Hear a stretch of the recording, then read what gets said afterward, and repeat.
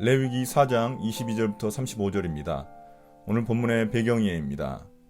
온 회중의 속죄제 다음으로 최고 통치자와 일반 평민을 위한 속죄제 규정이 등장합니다. 여기서 최고 통치자란 이스라엘 12지파의 족장들을 의미합니다. 이런 최고 통치자나 일반 평민도 고의가 아니지만 실수로 죄를 범하고 나중에 그것을 깨닫게 되면 속죄제를 드려야 했습니다. 최고 통치자는 죄의 영향력이 더 크기 때문에 속죄제물로 흠없는 순염소를 바쳐야 했고, 백성의 경우는 암염소나 암양을 바쳤습니다. 22절부터 26절입니다. 최고 통치자를 위한 속죄제. 최고 통치자가 실수로 나 주 하나님이 하지 말라고 명한 것을 하나라도 어겨서 그 허물로 벌을 받게 되었을 때에는 자기가 지은 죄를 깨닫는 대로 곧 흠없는 순염소 한 마리를 제물로 끌고 와서 그 순염소의 머리 위에 손을 얹은 다음에 주 앞 번제물을 잡는 바로 그곳에서 그 순염소를 잡아야 한다. 이것이 속죄제물이다.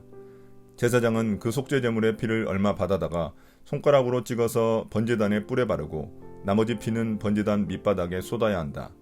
그런 다음에 그는 화목제물의 기름기를 다루듯이 순염소의 기름기를 제단 위에 올려놓고 모두 불살라야 한다.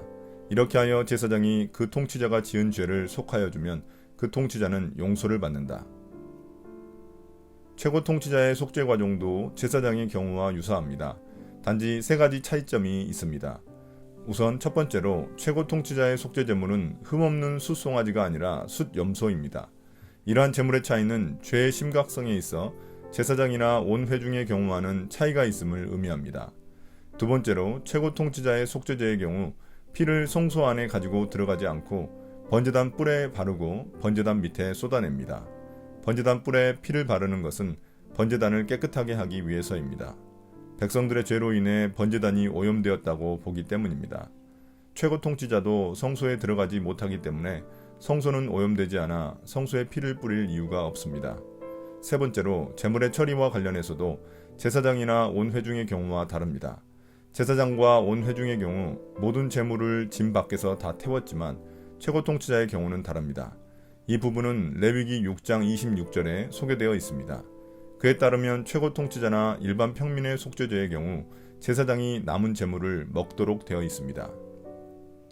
27절부터 35절입니다. 일반 평민을 위한 속죄제. 일반 평민 가운데서 한 사람이 실수로 나 주가 하지 말라고 명한 것 가운데서 하나를 어겨서 그 허물로 벌을 받게 되면 그는 자기가 지은 죄를 깨달은 대로 곧 자신이 지은 죄를 속하려고 흠없는 암염소 한 마리를 제물로 끌고 와서 그 속죄제물의 머리 위에 손을 얹은 다음에 번제물을 잡는 바로 그곳에서 그 속죄제물을 잡아야 한다. 그러면 제사장은 그 제물의 피를 얼마 받아다가 손가락으로 찍어서 번제단에 뿔에 바르고 나머지 피는 모두 제단 밑바닥에 쏟아야 한다. 제물을 가져온 사람이 화목제물의 기름기를 떼어내듯이 기름기를 모두 떼어내면 제사장은 그것을 받아 제단에 올려놓고 나 주가 그 향기를 맡고 기뻐하도록 불살라야 한다. 이렇게 하여 제사장이 제물을 가져온 사람의 죄를 속하여 주면 그는 용서를 받는다.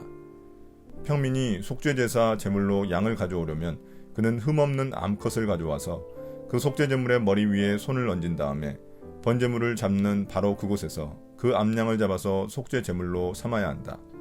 그러면 제사장은 그 속죄제물의 피를 얼마 받아다가 손가락으로 찍어서 번제단에 뿔에 바르고 나머지 피는 모두 제단 밑바닥에 쏟아야 한다. 제물을 가져온 사람이 화목제사의 제물에서 양의 기름기를 떼어 가져오듯이 기름기를 모두 떼어 가져오면 제사장은 그 기름기를 받아서 제단 위 나 주에게 살라 바치는 제물 위에 올려놓고 불살라야 한다. 이렇게 하여 제사장이 제물을 가져온 사람의 죄를 속하여 주면 그는 용서를 받는다.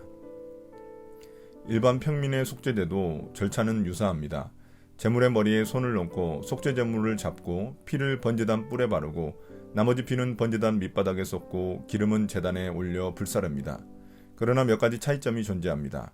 먼저 속죄제물이 흠없는 암염소와 암양입니다.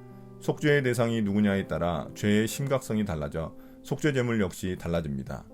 또한 피를 뿌리는 장소도 번제단에 한정됩니다. 죄로 오염된 범위가 사람에 따라 달라지기 때문입니다. 오늘의 묵상 포인트입니다. 첫 번째, 하나님은 누구신가? 하나님은 설령 부지 중에 범한 죄일지라도 해결하기를 원하십니다. 우리의 사소한 죄일지라도 예민하게 반응하고 죄를 인정하고 고백하기를 원하십니다. 그럴 때 주님은 우리의 죄를 너그러이 용서해 주십니다. 두 번째, 나는 누구인가? 살면서 나도 모르는 사이에 남에게 피해를 주거나 상처를 주는 경우가 있습니다. 그것을 나중에 깨닫게 되면 자기 죄를 솔직히 인정하고 그 사람에게도 용서를 구해야 합니다. 그것이 이루어지는 공동체가 바로 교회입니다. 오늘의 기도입니다. 주님, 교회 안에서 형제자매가 서로 죄를 인정하고 용서해 주기를 원합니다. 스스로 깨닫지 못한 죄일지라도 주님께 깨닫게 해달라고 기도하겠습니다. 예수님 이름으로 기도드립니다. 아멘.